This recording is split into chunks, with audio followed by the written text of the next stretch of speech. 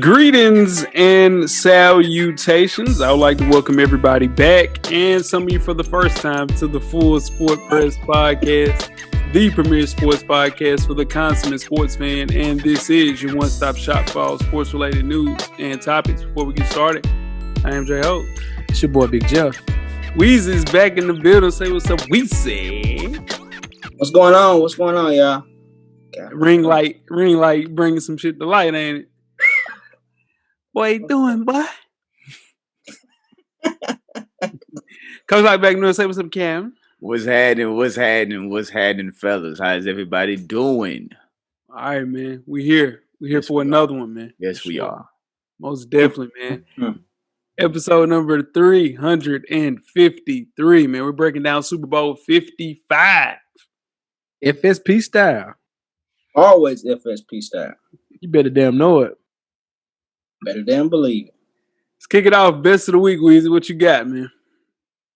The best of the week for me was Tennessee, man. They finally got a head coach. Tennessee finally got a head coach, and the way they did it was they got a sneaky athletic director, so he's gonna get fired really soon. So they're gonna have another bad season. I like that. Appreciate it. Yeah. Shout out to Yoski, man. Tough times for him. What about you, Jeff? Man, I got two of them this week, man. First, young Caleb Plant, Nashville's own, got a big fight this weekend against Caleb Truex. It's going to be on Fox. You know, we love a good free fight, coach. So it's on free TV this weekend. Get to check that out. Definitely not missing that. And then also keep it in the boxing world. Looks like Floyd Mayweather versus old Jake Paul is getting postponed from February 20th. Hopefully that doesn't happen at all. Thank you, boxing gods, for that getting postponed and hopefully not ever happening. I hope it's a forever infinity postponement. Indefinite. Indefinite, for sure. Coach, what you got? Best of the week. Best of the week for me, man. Finished up my season this week, played that last game, man. Finished that thing out the right way, beat the brakes off somebody. So we finished the season 6-1 because of COVID. They shortened the season on us, but we finished the right way, man. So everything went all good. We didn't have no district tournament, nothing this year. Because of COVID, they just let us play games. So still finished up good. Yeah. Shout out to the guys, man. My best of the week is a 7-year anniversary, man. It's our pod-versary, fellas. Celebrate our 7. Right. Yeah, man. We appreciate every listener, subscriber, everybody that helps keep this well-oiled machine churning out 350-plus episodes, man. You're greatly appreciated.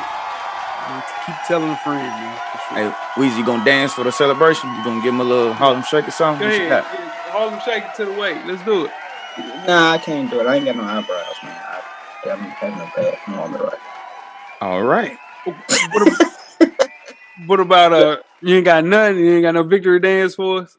Nah, man. Nah. All right. Right back to you, man. Worst of the week. Clearly, we know what your worst of the week is, Weezy.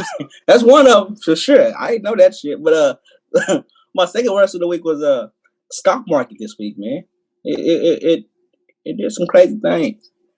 It let me know all good investments are not good investments if they don't want it to be. Stock market was weird this week. They don't want us to win, Weezy. They want to keep the common man down, man. That's all. It was weird, man. What you got, Jill? All right, man. I'm gonna keep mine in boxing. After his knockout victory here late in 2020, Ryan Garcia called out Coach Locke's guy, Tank Davis, called him out, said he wanted to fight him. It was gonna be one of the biggest fights of 2021. What does Ryan Garcia do after calling out Tank Davis? Takes a fight with Manny Pacquiao. No one wants to see this, Ryan. We know what you're doing. We know the money's bigger with a Pacquiao fight. We get it. But you can't call out Tank, calling him this, saying this, you're going to whoop him, you're going to do all these things, then take a fight against the aging Manny Pacquiao. We know what you're doing, Ryan. We get it. But just know we see you. That's all I'm saying. He might not want that smoke. Oh, no. He got knocked down in his last fight. He realized something in that last fight. That chin ain't what he thought it was. And he's definitely going to get tested against Javante. Yeah, I'm right. What you got, Coach? My worst of the week, man. Black woman got brutally assaulted in the Harlem liquor store after she turned him down. Come on, my man. He offered to buy her wine. She declined it, said no thank you. She walks out, a group of guys, including this guy, jump her outside. World be a better place, man. And your partners, they ain't nothing either because y'all watched them do it. Facts. Shit is that. Shout out to the dudes that showed up the next day looking for him though. So once it got out, shout out to the guys that showed up looking for him and shut their liquor store down till they come to they show their face. Shout out to them. Yeah, I'm right. Shout out to them for sure, man. My worst of the week. Damn, cause I thought you was that somebody got killed. I ain't gonna lie. That's rough. My worst of the week is Coach K.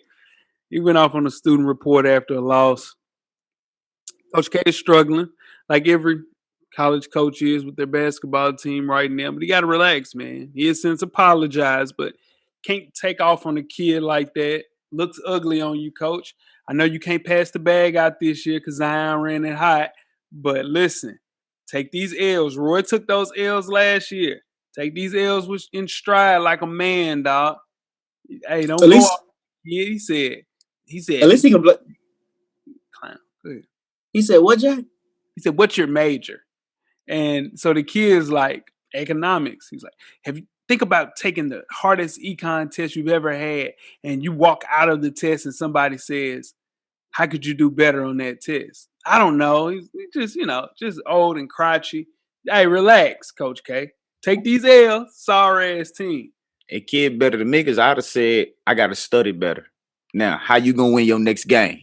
Yeah, it's a kid. He talking, he's a Duke kid. You just excited about the Coach K, man. Come on, man. Just blame it on COVID, Coach K. Like, hell no. No, we ain't. Nope, I ain't shooting no bail. They always shooting some bail. Stay classy, Coach K. Stay classy, for sure.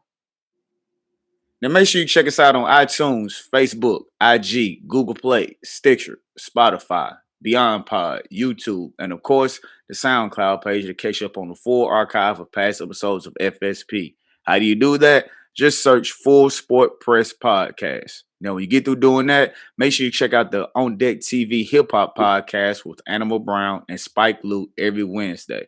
The latest issue is up, the 2011 Revisited episode. They're going back in the time chamber again, tell you what happened out in 2011 about some albums wasn't so good. So y'all make sure y'all check that out and give them a chat. Show, man. Weezy, what was you doing in 2011, man? It should be rich. Nah, yeah. I know what he was doing. I was shaking 2011. Lean with rocking with it. Now that was before 2011. Really. Nah, he was singing Marvin's Room. Definitely singing Marvin's Room. Oh hell yeah! Oh hell yeah! I was singing Marvin's Room. You got that whole how that started with Cups of the Rose. What else? Bitches in my old phone. Yeah. Yes, sir. Yes, sir. Yeah, Marvin's Room, Dirty Mackin' at its finest, man. Top tier. Top tier. For sure. Let's move right along, man, because it gets tricky with that Marvin's Room. Fresher than you ever. Featuring myself and my dog Animal Brown is a self-help fashion podcast directly related to improving everyday fashion. We have a monthly issue coming up soon in February, but between that time, check out the Would You Rocks on the IG page directly for the culture, man. Wear your kicks. Cop responsible. Also, Realville Family Patreon page features full sport press on deck TV, fresher than your average, and much, much more. Join the Patreon family. Episodes are up right now. Support the team. Support the real. Jeff. Yes, sir. You have another episode, not an episode. Jeff, you have 10 good wrestling segments. You ready to start the clock? Yes, sir. Let's do it. All right, fellas. It's a big weekend. It's Royal Rumble weekend. Y'all ready for it? Another episode of Who Gets the W. All right, we're going to do it a little bit different this week because it is Royal Rumble, okay? I'm going to have 2 matches and 2 scenarios. All right? First match. For the Raw Heavyweight Championship, we got Goldberg going against the champ, Drew McIntyre. Coach Locke, who gets the W? They better not get his shit to Goldberg. I'm going Drew McIntyre. Weezy. I'm going Goldberg, man. Okay. J-Ho. Give me Goldberg. Going Goldberg myself. I'm going Goldberg as well. All right. And the next match is for the SmackDown Championship. We got Roman Reigns, he's the champ, versus Kevin Owens. J-Ho. Give me Roman Reigns. Coach Locke. Got to go with Roman Reigns, man. Weezy. Kevin Owens. Well, it's a bad pick. And Roman Reigns. They still remnants of Jay saying he going with the easy pick.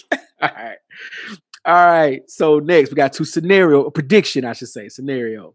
In the actual Royal Rumble match, you guys know how that works. It's 30 competitors. A person comes to the ring every 2 minutes. The winner gets a championship match at WrestleMania. All right.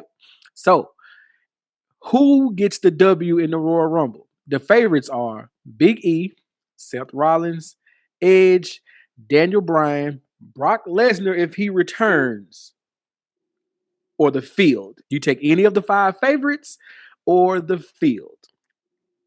Coach Locke. Give me the Field. Weezy. Seth Rollins. So you take one of the 5 favorites, okay? Yeah. And J-Ho. Give me the 5 favorites. Give me Daniel Bryan. Okay. I'm going the Field. Going the Field. All right.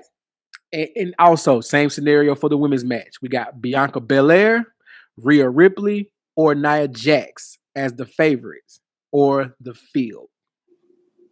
J-Ho. Sticking with the favorites. All right. Coach Locke. Bianca. Weezy. I'm going to go with the Field on that one. If they're smart, it's Bianca Belair. I'm going Bianca Belair. She's a superstar. And don't forget. I think I saw a little bit of Bianca Belair this week. Chat time, Chattanooga. Oh. Yeah. Chat track star. You better make that real quick. Yeah. Superstar athlete, man. So, as always, make sure you tune in each and every Thursday to 808s and Chess Shops. We got our Royal Rumble preview actually going to be uploaded this weekend. So make sure you tune in for that. And as always, you might not like it, but your auntie loves wrestling, man. Real quick question. What's up? On Realville Media, Royal Rumble. Who's out the ring first? You, motherfucker. Shit. No, I'm not. I think got no win. I think Spike Lewis is out of there first. I think I saw Spike. I think we all team up on M Extra. I think everybody just gang up on. I ain't gonna lie, Twin got to go first.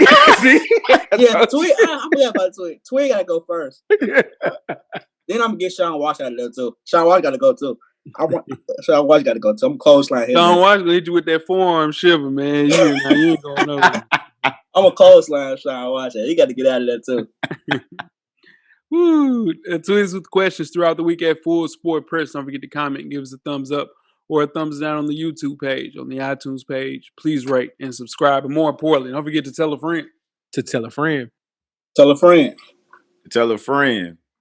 That the revolution will be podcasted. And before we start the first half, Weezy, do you have a yellow box of Cheerios award recipient for the listeners?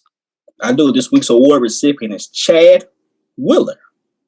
Damn right it is. Damn right it is. Former Seattle Seahawks offensive tackle Chad Wheeler was formally charged Wednesday following his arrest on suspicion of felony assault, domestic violence. The woman told police that Wheeler, whom she's been dating for right around 6 months, has bipolar disorder. He had been taking his meds recently. She said Wheeler had a manic episode and was not provoked by any sort, but rather began suddenly, snapped, and went into a dark place and told her to stand up and bow to him. The actual rest of it is very graphic. Read on that if you want to. But yeah, man. The woman was taken to a hospital because of pain in her left arm. Scans revealed that she had a fractured humerus bone and a dislocated elbow in the arm and clear signs of strangulation. Wheeler was booked in the King County jail early Saturday morning and released after posting a $400,000 bail bond. Chad Wheeler. World be a better place, dog. Yeah, world be a better place right his ass. World be a better place. Right, man. Them pictures look bad, man. Pictures of her face look bad, dog. That was some bullshit. Mm-hmm. And that's the thing, man. Like when you have a mental disorder, gotta stay medicated. Just like being in a situation where you are diabetic, you don't take your metformin, your medication, you will be in trouble. And mental health is the exact same thing, man. So, yeah, man. How you getting that to him, Weezy? Shit, that might be on his way now. I need to whip his ass my damn self. You don't want to show up, but we don't want to get it to him, Weezy. Now, granted, you're going to need some help with him. You gonna need some No, I help with don't. Jerry Wheeler. I got a boy. 6-shooter for his Pause. ass. Okay, all right. Oh, you got okay, all right. You guys ready to get started the first half? Let's do. We don't need no incriminations here. Let's go. Premeditated, Weezy. The first half is underway. First half, the hottest sports news of the past week, like we do each and every week here at the Full Sport Press Podcast. Before we get started, I am Jay Ho. It's your boy, Big Jeff. Weezy, what it do? It's your man, Coach Locke. Locke, where can they find you on social media, my brother? And they can find me on Twitter and IG at Locke_the_great. That's THA. Get at me. Yeah. Weezy, what about you, young? I'm at FSP_Weezy on IG, and I'm at Hot Weezy on Twitter. You are. Yeah, you are. How I spell that Weezy, Jay? Wrong. Wrong. Spell it wrong. Most definitely. 100%. Jeff, what about you, young? I'm Jay Easley 84 across all social media platforms. Yeah, you are. And I'm Jay Hove on Instagram and Twitter, man. Let's have a conversation on Twitter. Russell Westbrook picked another fight. Hey, frustration, baby. Frustration. You can't go out. Westbrook, he ain't really about that. When you see somebody doing all this, you really don't want to fight. I think he just don't want to get into a situation where he lose money. Because I think Russell Westbrook a fighter. I think he'd fight. I don't know. I seen him 2 times talk that big boy stuff and moving his head and stuff, and I ain't seen him throw a punch yet. Yeah, it just ain't worth it to punch anybody anymore. Especially this day and time in the league. I think if Russ wasn't about that by now, somebody would have swung on Russ. He talk too much. Yeah.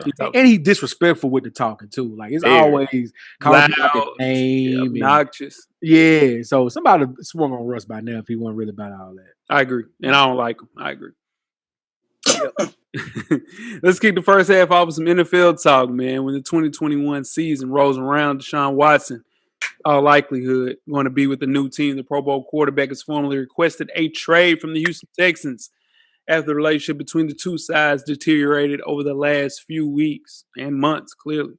And Watson's MVP caliber talent and him just being 25 years old, he's going to be the biggest offseason prize out there. The league is looking for another star. The Texans have came out and said that Deshaun Watson will be their quarterback. The new coach that was announced said that he looks forward to working with Deshaun Watson.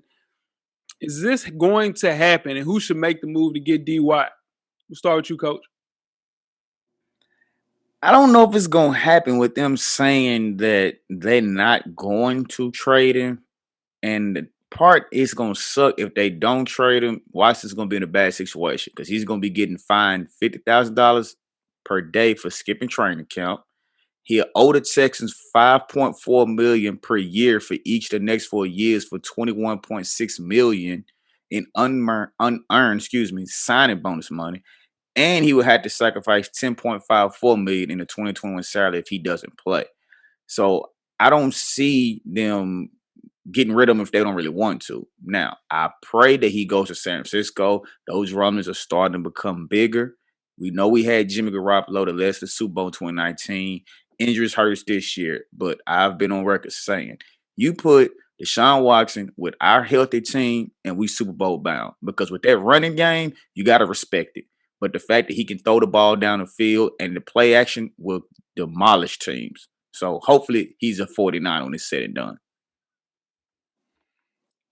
I hate to agree with Coach, but that sounds just about right. With the 49ers, because Jimmy Garoppolo and your coach, they don't like each other, and then the world's found out Jimmy Garoppolo really is not nice like that. So Jimmy Garoppolo may have a job open back up for him in New England too. It's there if he wants to go. But another thing is, I think that it probably won't happen, but he could very easily go to the Colts. They just don't want to send him to the same division. He could very easily go to the Colts and be a dangerous team. Very easy. I've read that there are 17 teams that are looking to make this move. That's insane. 17 teams is insane, but it makes sense. Thinking about those 17 teams, I can agree with most of them. Yeah. Well, I can agree with all of them, actually. Just don't let him go to Miami, whatever you do. please. I don't want to see him in Miami. I don't want to deal with that 2 games a year. I can deal with the quarterback they got now. He has to learn how to play football in the NFL. He got a couple more years before he's ready, if he's going to be ready, right? But Watson is ready. With that defense, that's scary. Nah, please keep him out of whatever you do. Just keep him out of Miami. And don't forget, he does have a trade clause in his contract. So he gets to pretty much to control wherever he goes anyway. So, yeah. Man, I want him to go, of course. Now, listen, if it was up to me, he would come to San Francisco, ain't no question. But realistically, I think the team that has the most packages they could do for him is Denver, man. Denver. They can give up the number 9 pick, blend a couple of picks with that, possibly Drew Lock, and one of those running backs that they have. Put Houston in a sweet spot immediately to land a quarterback to either take Watson's place or have Drew Lock kind of figure out a year or two after that. But I just don't see if you're Deshaun Watson, which Jeff mentioned, he has a no trade clause. Do you want to battle with Patrick Mahomes, Justin Herbert for the next couple of years? Hell no.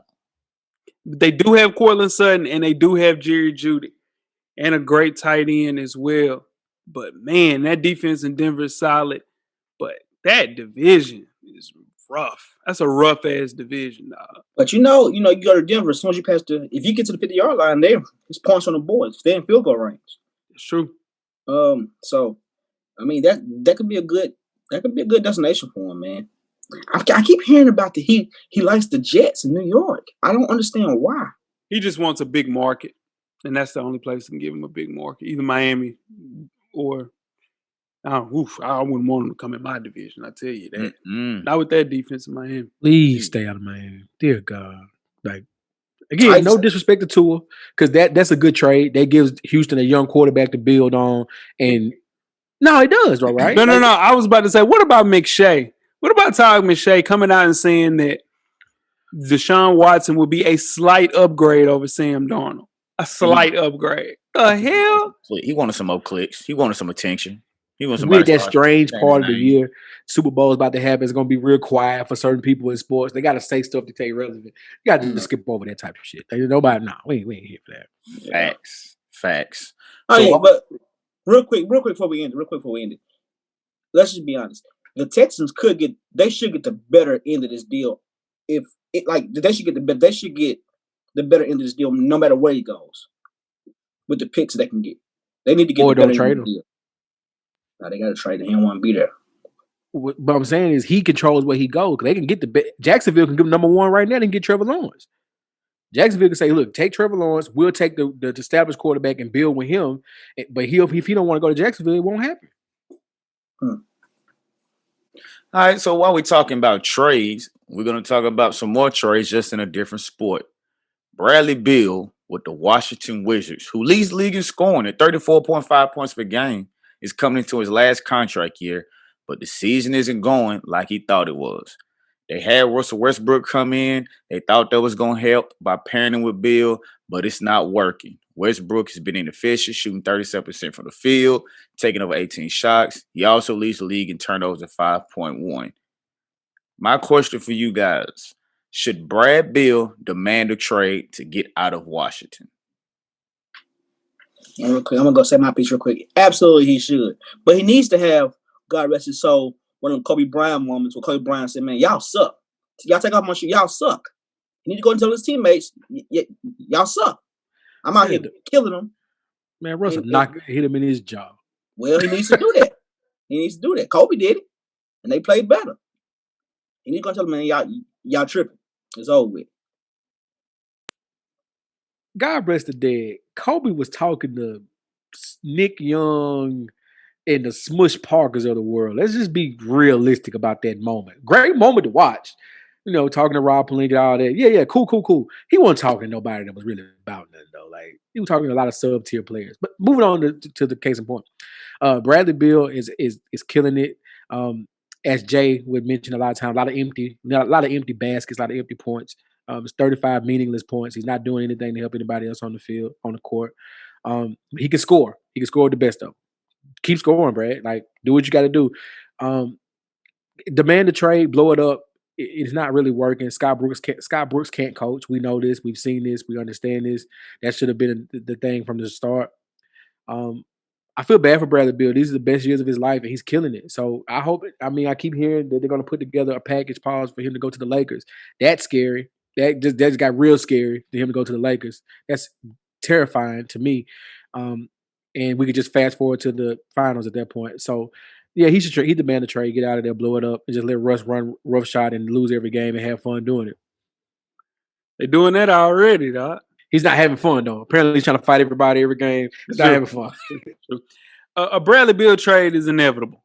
I think nothing has gone right for the Wizards for everything that Locke mentioned. Washington's got to start over, man. Beal needs a fresh start. I think one team that can do it. The Golden State Warriors. Trade Wiseman, either Oubre or it won't be Oubre, it'll be Wiggins. And a future first-round pick that they had with the Timberwolves because they got the T-Wolves pick from the Wiggins trade. It's top 3 protected and then unprotected in 2022. So Golden State, man, they got to live in the moment. It's top priority to keep Steph Curry happy. He's in his prime right now. You can't put him in a situation where he's just out there playing for meaningless time right now. So future without him and being happy and his peers putting together super teams, it's time for Golden State to go all in, man. And I think this Brad Beal trade is it. They got they got a top 3 pick. Dude, the Timberwolves trash. They got a third worst record in the entire NBA right now. Well, Cat hasn't played, Jay. You gotta remember that too. Still, it don't matter. I'm just saying you still get that pick. And you get Wiseman. It's not gonna work. Wiseman is not gonna work in Golden State. They're too up and down. He's slow. I don't know. That's not gonna work. It might work anywhere else, but it's not working there. Moving him to the bench was a smart move. 20 plus out the bench every night now. Just saying, give me Brad Beal over there. You can't pull the plug on that young man that quick, man. That's a lot. If you get Brad Beal, then next year you got Clay. You can't put Clay at the 3. You should Clay 6'7". Every night you want Clay checking the 3 every night? He checks the 3 every night anyway. He checks the 1 because they hide Steph. It depends on who they play. He checks wings. The best wing person. Depending on who they play, if it's the 1, he moves over to the 1 because they got to hide Steph. You know the wing can be the point guard too. Whoever's the best wing person. We're saying the same thing. Yeah. But you can't hide Steph if he has to play the 3. Brad Beal don't play no defense neither. Exactly. But they gonna beat the hell out of teams for sure. I think they have to do this trade. It's a win-win for both teams. Bill gets to get out and be with a team that he can start over with, and the Wizards will get great access for him to go with their younger players and my boy Rui and Denny Avdija. The trade package that they got from looking at people like Houston and what they got for James Harden, it's only inevitable, and now the Wizards can start over with young talent. So to me, this is a win-win for both the Wizards and Brad Beal. So you got to make this trade happen. Again, man, I hope it happens for Brad Beal. It just makes sense, but we'll see. Moving on. All right, we don't talk about this sport much, but it was a big event. Let's take it to the octagon, fellas. Dustin, the Diamond Poirier, I said it right that time, shocked the world, knocking out the notorious Conor McGregor in the second round of their rematch at UFC 257. Now, Conor McGregor was the heavy favorite and was looking forward to having boxing matches against Manny Pacquiao, other return matches against Khabib. Is Conor done, guys, at this point? What do you think? Damn right he's done. He's done. He's been treated special for the last 2 or 3 years, over and over again, and he was supposed to come in and capitalize off this opportunity. The event was for him, Jeff. It was for him to win. He got his ass cooked and he sleeping shit on the damn floor. He want to be humble now. He would have been an arrogant prick, though, if he'd have won that fight. I get it. He's the money maker for the sport, but it's time to put that energy into some younger talent. He's done, man. And he's trying to get a rubber match. Listen, this 1-1. He going to beat your ass again. You get in there and play with dude again. So, pack it up. Yeah, Conor McGregor needs to be done. And not only he hurt he messed with the church's money. He messed with UFC money on that one. That wasn't a plan. So I don't know if he took it lightly, but that wasn't good. I don't think he's done. I think he took this fight lightly and he didn't train like he typically would. And I didn't see all of it. Just saw a couple of highlights of it. And apparently he was winning the fight from what I'm hearing. He wasn't losing. He just happened to get caught. And when all it takes in those UFC or boxing matches, get caught one time the wrong way and then you're done. So I think he will fight him again because the rumors are they talking about doing the part 3 or trilogy between them two because it was such a big draw. And now it'll bring in even more money because they've both beaten each other. It's 1-1. So this will break the tie. So I think he's going to fight him one more time. He's going to train a little more seriously, take it seriously, and then get this one last big payday. And then I think he'll get out of there and try to get into something like acting because we know he can act. We know he draws and sells tickets, everything. So I think he'll fight this guy one more time and then get into acting and get out of there. I agree, Coach. I do think he takes a third fight with him. I think this, like, to take Weezy's quote, this messed up the church's money. Because I do think if he won this fight, he was out of there. He was going to fight like somebody like Pacquiao in a boxing match or someone like that, or one of the Paul brothers in an exhibition. And it was WrestleMania season. I know we joke about it all the time. He had Vince on line 2. Maybe not line 1, but he had Vince on line 2. He knew what Ronda Rousey did moving around WrestleMania at the time. And McGregor wants the check. And the check was in the WWE. And he was headed that way. So he takes this third fight. Hopefully, like you said, Coach, he got caught. He was winning the fight. He got caught. He blamed it on ring rust, not taking the sport seriously. And we joke on this like all the time. Same thing happened to Nate Robinson. You cannot play combat sports. You just can't do it. This life commitment, dedication. Once you take that time off, once you get used to not getting hit in the face and then get hit in the face, it's a whole different ball game, man. So I don't think he's done, but he definitely lost some luster. And I think that hurt the UFC in the long run because they don't have the stars right now. Brock is gone. Khabib is gone. McGregor's lost. Rousey's lost. A lot of the big names out of there. So we'll see. You ever move on to halftime? Let's get it. Let's do it. We're at the midway point. Enjoy all of the halftime festivities. Halftime. In case you missed it. I do that right, Jay? Yeah, you sound good. Huh? Okay, cool. The Peacock network, that's NBC's streaming network, has acquired the WWE network for a multi-year $1 billion deal. With the B, guys. $1 billion deal. Now, if you break that down, this is the third $1 billion deal for the WWE in the last 3 years and the second to come from NBC Universal. They signed a $1 billion deal for the rights to broadcast Monday Night Raw, the 3-hour show that comes on each and every Monday night. And now they have another $1 billion deal to acquire the rights to the WWE Network, the streaming service that started it all, the first streaming service that I probably applied to, I subscribed to. So what that means is, going forward, the WWE's pay-per-views will be streaming live on Peacock. All of their original content from the WWE network, that's including all their podcasts, all their TV shows, their old pay-per-views, the WCW pay-per-views, the ECW pay-per-views, all of the stuff that we watch on the WWE network is now going to be available on Peacock. WWE Network was $9.99 to subscribe. Now Peacock is $4.99. We still get commercials with $4.99, but still $4.99. And on top of that, when does this deal take place? March 18th, the WWE Network goes away and goes to Peacock. What happens on the 21st? The 2-night extravaganza of WrestleMania. Vince know how to get them checks, boy. Yes, he does. Jeff, I don't know how you snuck in 10 good wrestling seconds, but you pulled it off, bro. Yeah, it's all right. I tried, man. It was a big week.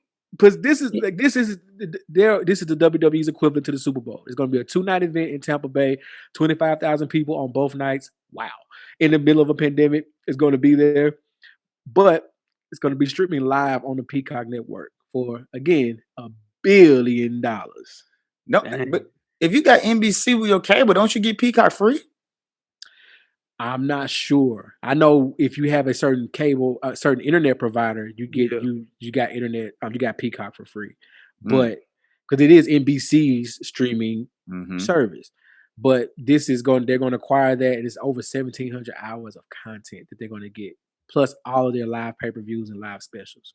And it goes live this week. I mean, It goes this live year? March 18th this year. Wow. And WrestleMania is March 21st. He getting that XFL money back. He know what he doing. He bounced back from XFL. Back. Jeb, the question I got for you, I know everybody from Disney to Fox tried to buy WWE in the past, right? Yep. And I think SmackDown is the only person that's not airing on NBC, right? Correct. So is there a way that they're going to get, I'm sure they're going to probably get SmackDown soon, right? Once that deal with Fox expires. I think it's like 2024. Yeah. Well, yeah. For $1 billion deal with SmackDown to go to Fox. And eventually, because they get the old episodes after a month, they re-air on the WWE network. I mean, it's a month old, but still, they still get them. So Fox tried. I mean, ESPN tried. We had this talk last year during the pandemic when ESPN was re-airing old WrestleManias and was flirting with airing WrestleMania last year. It didn't happen, but it was a talk at that point. But can't turn out a B. A B in the pandemic is nuts. Bounce back. Yeah, Vince, man. Vince a dog. He bounced all the way back. For sure. Good checks, Vince. Keep getting them checks. Damn right. You guys ready to get started the second half? Let's do it. Get it. The second half is underway. Second half Super Bowl 55 breakdown. Show 353 of them things, man. Before we get started, I am J-Ho. It's your boy Big Jeff. It's your boy Weezy. What it do? It's your man, Coach Lock. Lock, we're inching closer and closer, man, to the biggest sporting event of the year. Kansas City Chiefs take on the Tampa Bay Bucks, Super Bowl 55 at Raymond James Stadium. It's going to be a departure from the norm for both teams this year because the NFC's Bucs operating as the home team. And when I say home team, they play at the crib. They at the crib. They get to sleep in their bed for sure. Now, before you make any Super Bowl 55 predictions or picks, the Chiefs and Buccaneers game, it's time for FSP to do our annual Super Bowl breakdown. Let's kick things off with the quarterbacks. Who has the advantage and why? We'll kick things off with you, Weezy. Oh man, I'm gonna say Tom Brady has the advantage on this. Not because of talent. Trust me, Patrick Mahomes is a talented quarterback, can throw the ball from all over the field, on the run, behind his back, no look passes, all that. But Tom Brady, I trust him with the experience and where this team has grown this season. They're grown this season, and it's because of Tom Brady. It ain't Bruce Arians. It's not the offensive coordinator. It's Tom Brady, and this is what he do right here. He plays the best when they say he can't do something. You remember when he got suspended the first 4 games for Bounty Gate or whatever it was, or the flat ball, Deflategate? Deflategate. He came back and won a Super Bowl and they said he couldn't do it. And it motivated him. He wanted to play at home. He wanted to play without Belichick. He's motivated. Give me Tom Brady at the advantage of the quarterback position right now. I like that, and I like the motivation part. Here's the thing: it's like the Spider-Man meme when they point at each other, but this time one Spider-Man is a little bit older than the other Spider-Man. So this Spider-Man got gray hair. The Spider-Man still got a full head of hair. So Pat is the same way. Patrick Mahomes is the same way. Some idiots in the news media tried to compare Josh Allen to Patrick Mahomes last week. Patrick Mahomes took that personal. Throughout the game, let it be known he took it personal. And you see what happened to my beloved Buffalo Bills when that happened. So I see what you're saying, Weezy, but I think Patrick Mahomes sees this as, oh, word, y'all still think the old man got something on me? Let me show you that it's now my league. And that's what he's going to do. So I think the advantage is Patrick Mahomes. I agree, Jeff. I think Pat gets this advantage. It's just Brady, he's motivated. I get it. But at the end of the day, Father Time is undefeated.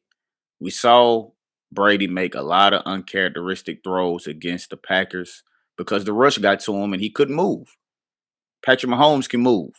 If they try to rush him, he can avoid the sack, make the crazy throws down the field. So I think this is just more so of a youth and age Father Time situation. If it was 7, 8, 9 years ago, Yeah, Tom Brady for sure. Even if you put Pat Mahomes in here, because he has the experience. Pat Mahomes has won the Super Bowl too, but let's just say Brady's been there a lot more. But with that being said, give me Pat Mahomes for the advantage. Yep. Me and Jeff's guy, Jameis Winston, looked very similar to Tom Brady in his NFC Championship game. Threw 3 picks. I'm cutting this shit up. That's the only difference between the two. Tom Brady just made better decisions throughout the year, and Jameis made some bad ones. That is the difference between the quarterbacks right now at this age. Jameis Winston is just as good as Tom Brady right now, 100%. He just doesn't have it between the ears to make the right decisions. That's it. At 43 years old, however old he is, Tom Brady can't carry a team. That defense carried that team, dog. He's a special quarterback, which is in the system. Offense does put him in positions to make throws that he's capable of making. He can make those throws. Can't make all the throws. Patrick Mahomes is special, man. But the pressure is all on Patrick Mahomes. Tom Brady is playing with house money on Super Bowl 55. But give me an advantage to the Chiefs for sure. Let's move right along to the running backs. Who has the advantage at the running back position and why, Weezy? For this position, I'm giving it to the Chiefs. It's not the rookie running back either. It's the Williams guy. That he should have won MVP last year of the Super Bowl. He should have won MVP last year. He wasn't going to play this year. He was going to sit off of COVID because he wanted a new contract, but he played. This running back is highly underrated. Highly underrated. I think he's one of the X factors of the game. And the Tampa Bay's running backs, they running back by committee. Leonard Fournette's got a little old juice going, and Ronald Jones is hurt. Ronald Jones is the best runner, but he's hurt. He's not 100%. But the Williams guy for for Kansas City, he's a good running back. Should have won MVP last year Super Bowl. I like that. Williams definitely had a big game last Super Bowl. And is definitely consistent in that backfield. Edwards-Helaire, I mean, he's got the talent. He hasn't done it all year. And then you have Le'Veon Bell just in case, right? Just in case. Tampa Bay's running backs, I don't know what to say about them. Like, they'll have a great game, and then you won't. I mean, it's not consistent from them. Like you said, Weezy, Ronald Jones is hurt. So by default, I'm going to go with Kansas City with this. I'm going to go with a wash. Tell you why. Leonard Fournette has showed up lately. He scored a touchdown in all 3 playoff games of the Bucs since they've been in the playoffs. Edwards-Helaire, he did return after missing 3 games with injuries, and he saw limited work. They got the extra week because it's Super Bowl, but we know those ankle injuries, they linger, especially when they wrapping their hands around you and tackling you. So that's going to have an effect. Like Weezy mentioned, you know, he did have Darrell Williams, and they got Le'Veon Bell, like Jeff mentioned, to complement him. But I think even though Ronald Jones is hurt, it's this kind of situation with Edwards-Helaire. And Leonard Fournette has figured something out. I don't know what. I don't know if they're scheming, but he's been playing well these last games. So for that reason, I'm just going to call this one a wash. I got the Bucs here, man. Leonard Fournette is playing for his life right now. He's playing for a contract. Really picked it up, like Locke mentioned, throughout the playoffs. Ronald Jones is a capable change of pace back. Clyde Edwards-Helaire is supposed to be the best running back in this game, but he's just not playing up to snuff right now. If the Chiefs ever play Le'Veon Bell, I think it will give them more of a dynamic pass catcher in the backfield. You can work the clock protecting that lead. But with no Le'Veon, I got to go with the Bucs right here, man. Moving right along to the receivers and tight ends. Who has the advantage and why, Weezy? You want to go first on this? Anybody else want to go first? I go. Go ahead. I go. If we split them up to go receivers and then had a tight end category, I may have done this differently. But since we're going to combine it, I'm going to go with the Bucs. Simply because you give me Godwin, you give me Evans, you give me old Scotty, then you throw in what's left of Gronk, you throw in Cameron Brate. That's a lot. Kansas City has, when you name them off, they have number 1 and possibly number 2 when you throw Hill and Kelsey, but you don't bring in Mecole Hardman until after you name everybody else from the Bucs. Let's just be honest. Or what's ever left of Sammy Watkins, whatever left of him. So with me, if we're going to combine these two categories together, I'm going to go with the Bucs. I gotta agree with Jeff on that one. Like everybody's like, don't get me wrong, Tyreek Hill, Travis Kelce, good, but the team, the wide receiver core at Tampa Bay is great. It's great, man. Mike Evans, Antonio Brown's healthy. He's gonna play this year. He's gonna play next week. Scotty Miller, maybe he's not the fastest on the field because of Tyreek Hill, but he's just as fast. Not just as fast, but you know what I mean. He's probably the second fastest person besides him and McCole. I've got McCole Harbin. No, he's not. Let me cut that one, please. Cut that one. But yeah, I want to go with the wide receiver and tight end court at Tampa Bay. I'm going with 2 words: Travis Kelce. The Chiefs. Hill and Evans, they cancel each other. Goodwin, Hardman, they cancel each other. Watkins, who will probably be back, he's going to cancel AB because AB hasn't been the AB that he's been in Pittsburgh. Gronk, compared to Kelce, Gronk can still be useful. We know that, but he's old. He cannot do the things that Travis Kelce can do. He's the top tight end in the NFL. He broke the record with 1,400 yards, 1,416 to be exact in 2020. And he scored at least 1 touchdown in 6 consecutive games with 2 scores in the AFC Championship game. So I think Travis Kelce gives the eggs to the Chiefs in this. This is where I have my tie, man. Both teams have elite offensive players on both sides of the ball.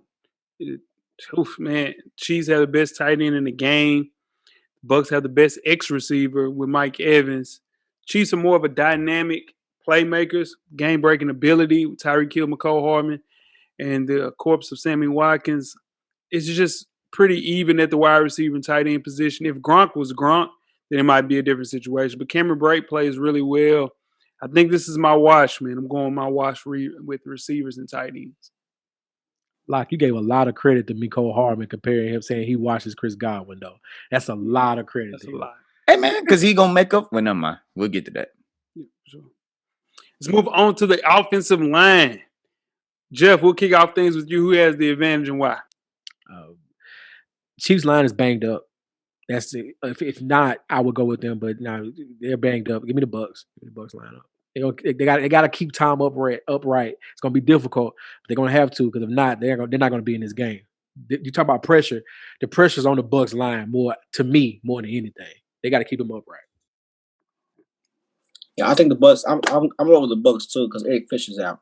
The Bucs line would be great. They got 2 rookies playing, but they've been doing good in the playoffs. They've been scheeming up the system. They've been doing decent in the playoffs, man. Tom Brady got them boys coached up, and they know they can't. They can't get him because he gonna cuss them out. They know that. I gotta go with the Bucs also, man. The Chiefs, the big thing is everybody knows is Fisher, left tackle, suffering an Achilles injury that hurt the Chiefs. That's that blind side of Pat Mahomes. So they're gonna have to insert somebody in who they didn't think was gonna have to play, which they got somebody, but the Bucs have most of their regular starting line. So I gotta go with the Bucs and give them the advantage. Yeah, that's a clean sweep, man. The Bucs, Tom Brady's been under pressure 24% of his dropbacks this season. That's the 4th best in the entire NFL. You got Tristan Wirfs. He's a rookie. He's already playing at an all-pro level. That's a real rarity. And Jeff can attest to that you see for an offensive lineman that's a rookie. With him and Marpet, it's cornerstones for that entire offensive line. No Mitchell Schwartz. Duvernay Tarf isn't there. And now Eric Fisher not being there for the Chiefs, man. They are banged up. Bucs all the way with this one. Let's move right along to the defensive line. Weezy, who has the advantage and why on the defensive line? I think the Bucs got the advantage on this one. I said this last week in our exclusive show, and Animal Brown looked at me like I was crazy, and they sacked Aaron Rodgers 3 times. They got Donkey Kong Sue. They got Vita back. They got Jason Pierre-Paul with 9 fingers, and they're doing great. I don't understand. I got the Bucs. More should be said about JPP continuing his career after that incident happened. That's a good point, Weezy. Like, the fact that he's still playing at a pretty decent level after that, Yeah, with the special gloves and everything. It's pretty awesome to see. I think Lock had a wash, Jay had a wash. I think this is going to be my wash for the defensive line. I think more is riding on what Kansas City can do with their line. The more pressure, because the more pressure they can produce, the easier this game becomes for their offense. So I think it's more riding on them, and I think and I believe Kansas City is going to show up. But then, like Weezy said, across the board, the talent on Tampa Bay's defensive front, that's a who's who of defensive linemen right there. They may be past their prime for some of them, like Sue or JPP, but you still respect their game, though. You respect their game. So I think to me, this is the wash. I'm gonna go with the Chiefs. I know the Bucs, they have Sue, like Jeff mentioned, but having Chris Jones, who is one of the top interior pass rushers, having a 7.5 sacks, gives them that advantage. And then you put in somebody like Frank Clark, who had 2 sacks in the AFC Championship game. I think that gives the edge to the Chiefs. Not by a lot, because like Jeff mentioned, you got Pierre Paul, who's playing great still. But I got to go to Chiefs just because of Chris Jones. The Chiefs are paying 2 defensive linemen at least $20 million a year. And those are the people that Locke mentioned with Clark and Jones. Here's the thing. Jones been playing pretty solid. But Clark, for the consistency of the entire year, he's been playing like shit. The ace in the hole for Tampa Bay's rush, Tampa Bay's defense was built off the rush. So JPP playing at a high level, Shaq Barrett playing at a high level, Vita Vea being back closer to 100%, and Sue still productive after his long, tenuous NFL career, man. So I'm going with the Bucs on this one as well, man. It's a lot of Bucs wins right there, man. A lot of Bucs wins. Just gonna say this. It's a lot of Bucs wins. Let's move on to the linebackers. Hello. Who has the advantage and why, Weezy? This one should be unanimous across the board. The Bucs, right? I think this is where they're gonna win. This is where they're gonna win the game at. I think the Bucs linebackers can match up with Travis Kelce. I think I got the Bucs linebackers. Yes, it is true too, Jay. Yes, it is. Oh boy, that's the clip people gonna remember when this show airs and Kansas City wins by 2 or more touchdowns. That's the clip they're gonna remember right there. I ain't going by no 2 touchdowns, Jay. You crazy as hell. Okay, we'll talk about that later. But I agree. Tampa Bay on paper, their linebackers are probably better. I think their linebackers have to play better this week because if they don't do anything to Travis Kelce or make it difficult for him to catch it, he's gonna go for 150. So they got to play. So I'll go with the Bucs as well by default. Weezy, there's not one linebacker in the NFL that can guard Travis Kelce. Sorry. Close, but not one. Not going to happen. As good as Devin White is, he's become a superstar after getting 140 tackles and 9 sacks. Levante David is playing like the former All-Pro that he used to be. And they got Shaquille Barrett, who left the league in sacks, even though he's on the line. But it's just the Bucs. It's not even close. The Bucs has the advantage for these linebackers. Yeah, ain't even close. Levante David has been one of the more consistent pieces for the Bucs since 2012 when he entered the league. And they drafted Devin White to be his replacement. And Devin White finally found his way this year. Tampa Bay has the best middle linebackers that we've seen, I think, as far as a tandem since Patrick Willis and Navarro Bowman, man. Kansas City's been searching for a good coverage linebacker for a few seasons. They can't find it. That is the Chiefs' weakness. They don't have enough versatile players in the secondary to kind of mitigate a person that you can hold a tight end. Cameron Brate's going to run wild against that. Dude, listen, Edmonds, and I love Edmonds. He was trying to guard Kelce, and it was barbecue chicken. It was chicken. It was tough for the kid. So, yeah, man, advantage Bucs for sure. Secondary, who has the advantage and why, Weezy? I feel like a homer on this one, but I'm gonna go with the Bucs against secondary. They got 2 safeties. The Bucs have 2 safeties right now that's playing out of their mind. Antoine Winfield Jr. and the other safety got hurt. They're playing out of their mind right now. They will make your ass fumble the football, and they're gonna make somebody fumble the football. And the corners are just okay, but I like the safety help. I know they have the honey badger over there, but I like the Bucs. You said it. They got the Honey Badger. He's like another coach on the field for Kansas City in that secondary.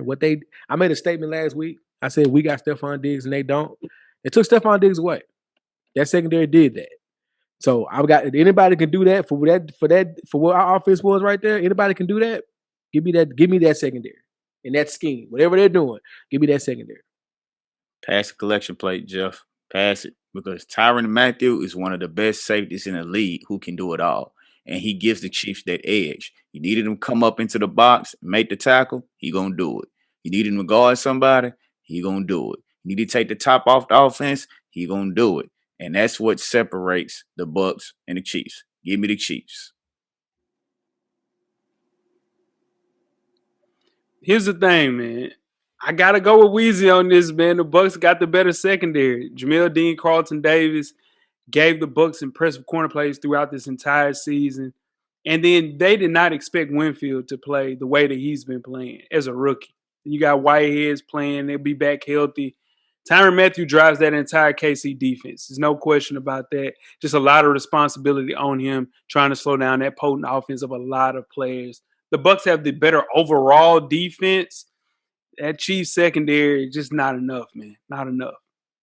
Special teams, who has the advantage of wide, Weezy? Special teams. I'm gonna go with Kansas City on this one, man.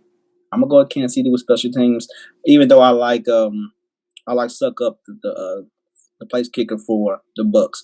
But Kansas City special teams are more consistent.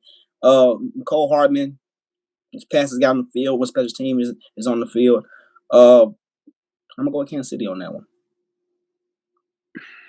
I go with Kansas City as well. As long as it's not a 33-yard kick, Booker doesn't miss. As long as it's not 33 yards. He can't kick from 33 yards, though. So if they can get him at 33, they got a shot. Anywhere else, he's not going to miss. So I'm going with Kansas City with Booker and Hardman after that fumble. I mean, that's not going to happen all the time. Like, that's not something he's going to do consistently. In fact, like we just said, fastest guy on the field. So give me the Chiefs. I agree, Jeff. PAT is not his strong point at all, but you have somebody that's almost just as fast as Tyreek Hill that you can put back there on punt return and kick return. Like you mentioned, he has been having those issues fumbling, not just his last game, but some games before that too. But I'm still going to put my chips on Hardman, so give me the Chiefs. Yep, I'm going with the Chiefs as well. Andy Reid's longtime special team coach, who is also his head assistant coach, Dave Tao, is there, man. Give a chance to run his own team soon, but top 5 special team unit, going with the Chiefs for sure. Now let's move on to the predictions, man. Super Bowl 55, the spread right now is Kansas City's favored by 3 points. The over and under is 56.5. Who wins and why, Weezy? My money's on Tom Brady. On the money line to win straight up. I just think I think this game's gonna be close. I think this game's gonna come down to the first mistake. Who can capitalize? Like last week, Tom Brady threw 3 interceptions. Aaron Rodgers couldn't score points after that. Aaron Rodgers threw an interception. Aaron Rodgers fumbled. I mean, they fumbled twice. Tom Brady scored points. Who else will score points? So I'm over with the Bucs and Tom Brady's experience in the Super Bowl, man. No, I'm not mad at that. I can understand why you do that, but I don't see how Kansas City can lose this. If they play Kansas City football, I just don't see Tom being able to make enough plays to score enough with them. That's all. Tampa Bay is on a dream season, dream run, but I think it stops here, and I do believe Kansas City wins by a touchdown or more. Weezy, if everything you said, I'm going to go with the Chiefs. The Chiefs are going to be able to get that pressure on Brady and make him throw those uncharacteristic throws just like the Packers did. But just like you mentioned, the difference will be Kansas City is going to score on those turnovers.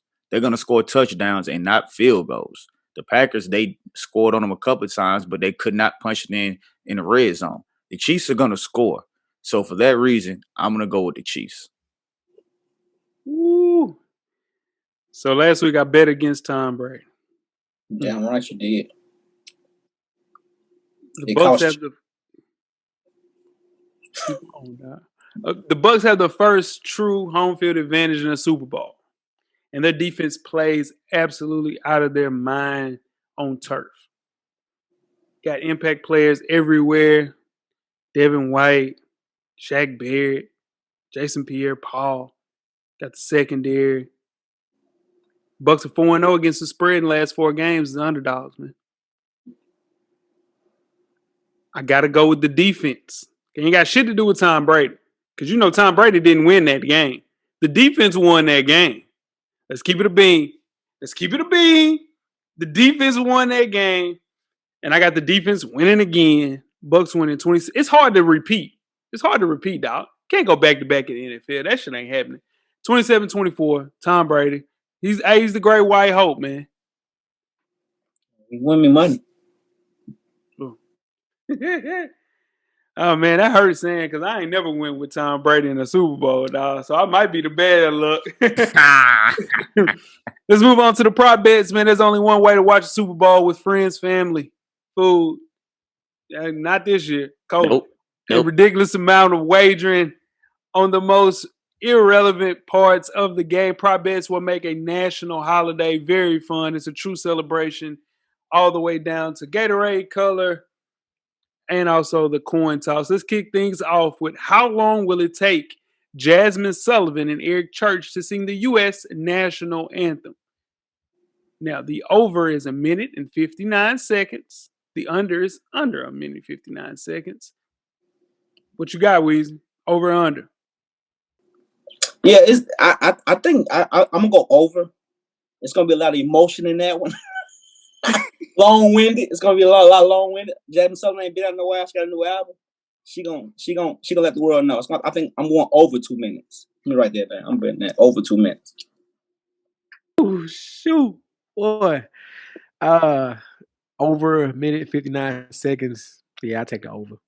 Just the runs, Jasmine Sullivan with the runs, with the America. Oh yeah, give it to me. Yeah, Jasmine Sullivan over. This is easily going over. It's gonna be all kind of ad libs put on them notes. She's gonna be holding them long, high pitched notes. This might be the easiest bet out of all the prop bets, man. She's definitely gonna take over 1 minute and 59 seconds. Now, guys, I probably should have read this before, but the average length of the Super Bowl national anthem over the past 25 years is 1 minute and 15 seconds. Yeah, so I'm still taking the over, though. That's the average. That's the average. Yeah, I'm still taking the over. I'm still taking the over. Yeah, she's going to listen. I think her mom is sick, too. Yeah, taking the over. For sure. Let's move right along to the coin toss. Heads or tails? Let me give you guys some facts really quick. 6 of the last 7 Super Bowls have been heads. The team losing the Super Bowl coin toss won 60% of the time.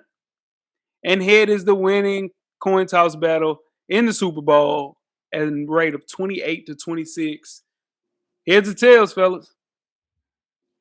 Tails never fails, man. I'm going tails this year. Let me write that down. Tails. Yeah, that's 6 of the last 7 years did it for me. Tails. I didn't even need to hear that 6 of the last 7. I already had tails picked. I'm going heads, man. I'm going heads for sure. Bet you is. I'm going heads for sure. The bad luck gonna strike twice. Coin toss Van Brady. Let's move right along to any offensive or defensive lineman to score a touchdown. Yes is plus 800. No is minus 2,000. Weezy, yes or no? The odds are great, but I'm going to go no. I ain't going to mess with that one. I'm going to go no. It's a prop bet. It's a prop bet. You put a little $10, $15 on it just to have a good time. And I got KC doing a tackle eligible throw on the goal line. Give me a yes. I like that, Jeff. That's right up Benjamin's and every trick book. I like that. But I'm still gonna go no. Jeff knew in week 3, Eric Fisher caught a touchdown against Baltimore. Only reception of the season. So, even with that being said, Eric Fisher ain't there, and that's who they practiced it with. No, it ain't happening. What about a tip pass and somebody catching one of the big offensive line catcher or defensive line catcher? It's a no for me, dog. Hey, man, every time a lineman scores a touchdown, an angel gets his wings. That's all that matters to me. So we good. That's right, Jeff. Moving on to the next prop bet. Final play of the game to be a quarterback kneel.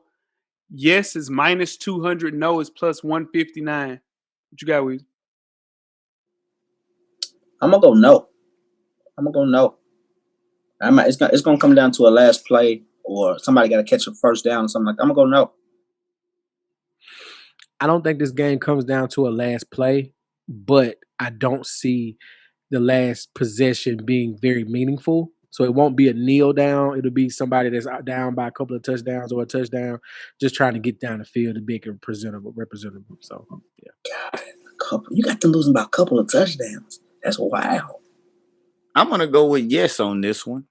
I think the team that's gonna be down is not going to score the last possession. The defense is going to get the stop, and then they're going to kneel to go home. So I'm going to go with yes on this one. Yeah, man. Both of these quarterbacks, terrific managers of the clock. So I 100% agree. Yeah, this is definitely going to have a quarterback kneel situation. Moving on to the Super Bowl MVP. Quarterbacks minus 150 and non-QB is plus 500. And the Super Bowl MVP has gone to a quarterback 55% of the time in the Super Bowl. Over the past 15 years, that number has climbed to 66%. Quarterback, non-quarterback, Weezy. Non-quarterback. I think it's going to be a running back. I think it's going to be a running back this year. I'm probably wrong, though, but hey. It's going to be running. I'm going non-quarterback as well. Wide receiver. Wide receiver 1 from the winning team. Whoever the winning team be, wide receiver 1. I'm going to stick with the script here. I'm going to go quarterback MVP for sure. It's going to be spread around, and the quarterback is going to have all those touchdowns, all those yards. So I'm going to go quarterback. I'm going non-QB, and it'll be a defensive player. So it's my pick. Sure. No way. What if it's Antonio Brown, dude? Would the NFL let it happen? What if Antonio Brown wins MVP? It'll never happen. It will never happen. And last but not least, the granddaddy of them all. What color liquid will be poured on the winning coach of Super Bowl 55?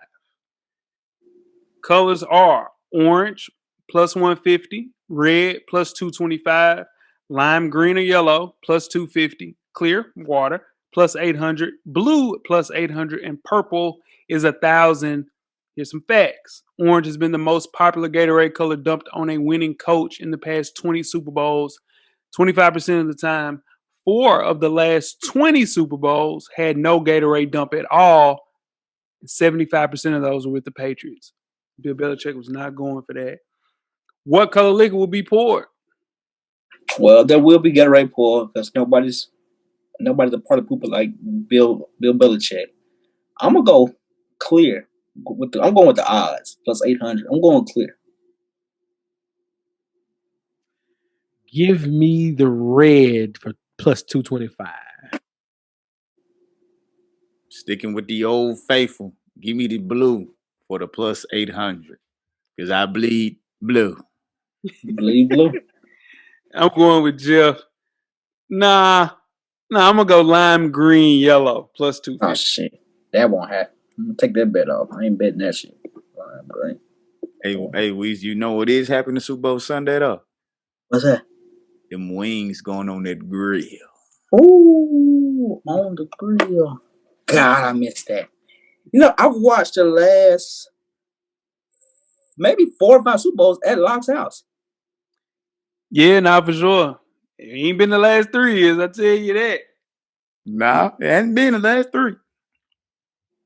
But before that, it was a run. It was a run. Yeah, boy, had a run. Dog, man. Hey, those prop bets is something to pay attention to. That's cool. I'm excited about keeping an eye on those. But 100%, man, we appreciate it. Everybody, just, hey, man, 7 years of anything, y'all. Woo! Hell of a run. A long time. This is what I'm trying to tell you. A lot of people don't have 7 episodes. You know what I'm saying? Right. On 7 years. No one needs either. What it needs? A lot of phone calls. What easy? You make your job harder than what it could be, though. I ain't had a call with Locke yet. Yeah, I bet you have. I totally believe that. I bet you have. You had a phone call with Jeff? Jeff, you had a phone call yet? Yeah, I get a couple. I go rogue a little bit sometimes. You know, we got Will. Yes, you do. And we're gonna have to post these for sure, man. After a few days after this episode is aired, so you guys can compare our predictions for these things. Yeah. Any bets? Anybody want to make any bets? I got the Tampa Bay Buccaneers. Here you go. I'm just asking. Here you go. No? Okay, that's fine. I ain't gonna put pressure you. Yeah, for sure. You know, what we can do, Weezy, is what can we do? They got some stuff. I saw it on the Instagram ad, and you can get a little bit more color in your eyebrow. Yeah, that's fucked up. I don't have eyebrows. That's crazy. I did not know that to this Tweet us with your questions. Light shines, right? The light shines on you, brother. Yeah, man. That's that. I ain't gonna sleep down. That's disappointing when I found that. Tweet us with your questions. Look at this shit. Follow Full Sport Press. Yeah, for sure. Don't forget to comment. Give us a thumbs up or a thumbs down. Shit. Next week I'm gonna have eyebrows on. I'm gonna fix this shit. Next week I'm gonna have eyebrows. I bet you will. You gonna get them. You gonna color them joints in. I'm just saying next week. I'm not gonna go out with no teeth. And Beijing eyebrows. You know you can tattoo your eyes now. You can tattoo them joints. I'm not going out with no teeth and no eyebrows. I'm having one of the two. You ain't gonna have what ways? I'm not gonna go out with no teeth and no eyebrows. I gotta have one of the two. Damn that. On the page, man. Yeah. Please rate and subscribe. And more important, don't forget to tell a friend. Tell a friend. Tell a friend. Tell a friend that got eyebrows, man. But not Weezy. Weezy. Everything paid for, even eyebrows. Not your eyebrows. Not your eyebrows. You didn't pay for those. Coach Locke. Get a drummer song, man. Yeah. As we find out every week, the camera's always on, brother. Damn right. What is that from going in the oven and getting stuff? I don't know whether you done burnt them off. You burnt them off for sure. You remember Hannah Storm? She was cooking and her shit was boom. And her shit, yeah, for sure. The Revolution will be podcasted. We are out. Thank you for listening to the Full Sport Press podcast page. And don't forget to tell a friend to tell a friend.